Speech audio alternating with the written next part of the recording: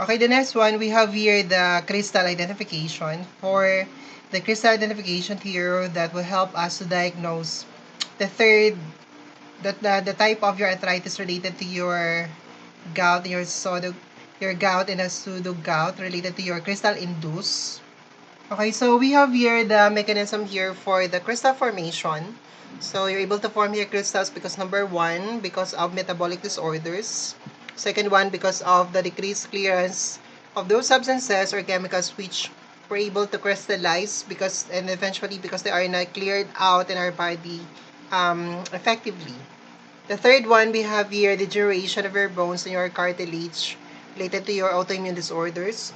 The fourth one may be because of injection here of your medications, like in the case of your corticosteroids. Okay, for the different types of your crystals, so first we have the MSU, monosodium urate, related to your gout. Gout here because of following, because of the impaired metabolism related to your purines.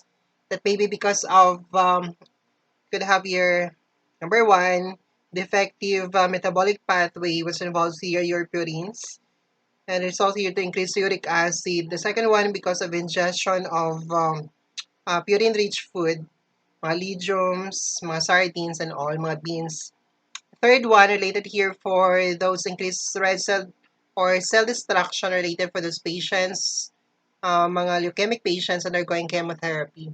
And we have also here large consumption of alcohol or even fructose. And number five, decreased secretion of uric acid. Another crystal here, we have the CPPD or your calcium pyrophosphate.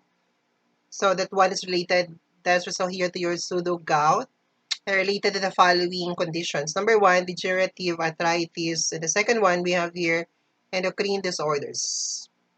Or the third one, we have your cholesterol crystal related to your chronic inflammatory conditions.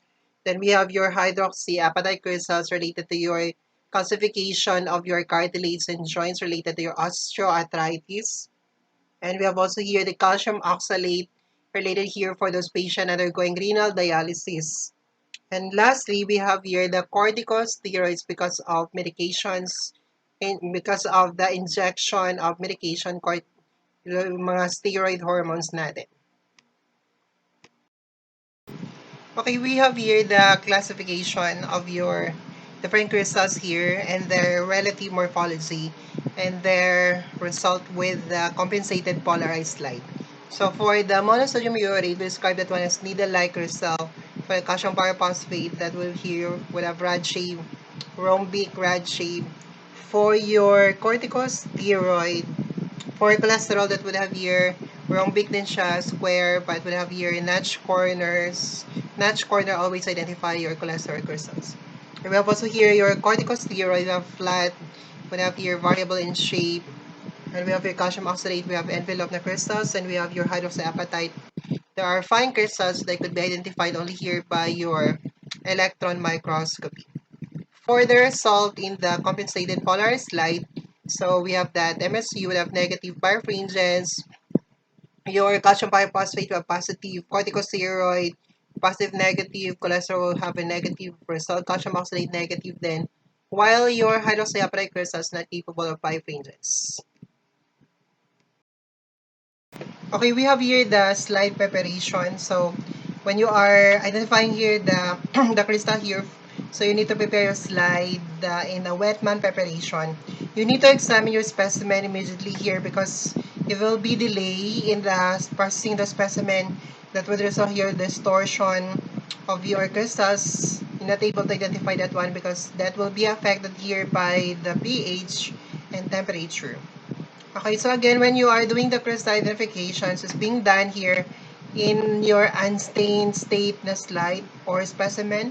I mean to say that one is a wet mat preparation for you to identify your crystals. Okay, in the case of your monosodium urate and your calcium pyrophosphate, both of them are found intracellular and extracellular or within, inside, or outside of your neutrophil leukocytes. Therefore, you need to examine that one before the distortion of your neutrophil.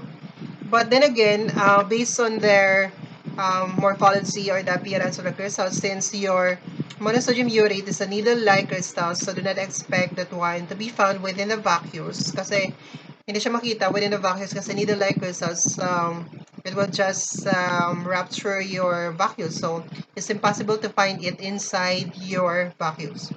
In the case of your calcium pyrophosphate, so you expect that one to be present inside your vacuoles. Okay, the next one, we have here your compensated polarized lights. So, identification of your crystals are here with your direct polarization. Then should be confirmed here by your compensated polarized light. Okay, so in the case of your monosodium urates, okay, the monosodium urates here would have appears to be highly birefringent against a dark background with your direct polarization compared with your calcium pyrophosphate. In the case of your compensated polarized light, you are using here another setup where you put on the compensator, a red compensator between your slide and your microscope in between of that. Okay, for the positive control slide here, so this is positive control, would identify the presence of your monosodium urate. You are using here beta-methazone acetate corticosteroid. Okay, we have here the result for your compensated polarized light. Again, you are putting here your compensator between your slide and your microscope at the stage and your slide. Okay, basically this compensator here will separate your slow-moving vibration light and your fast-moving vibration light. The result here with your compensated polarized light with your monosodium urate and calcium pyrophosphate is highly dependent on the orientation of the molecules of their crystals. Monosodium urate crystals here, the molecule is actually run parallel to its axis.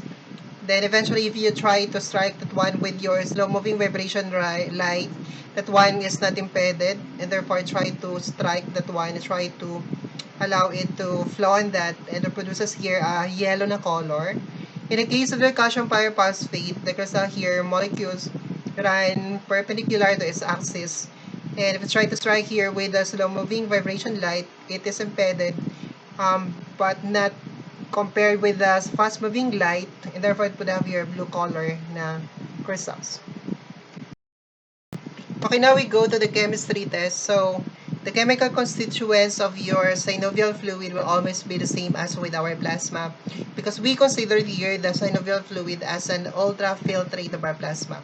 Because again, your plasma could be able to go here in our synovial joints by your non-selective filtration except for high molecular weight proteins which are selectively not allowed to be going to enter with your synovial joints.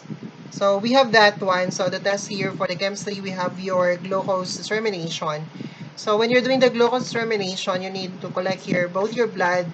You should have your blood. You should have your blood specimen and your synovial fluid because you're going to compare the results.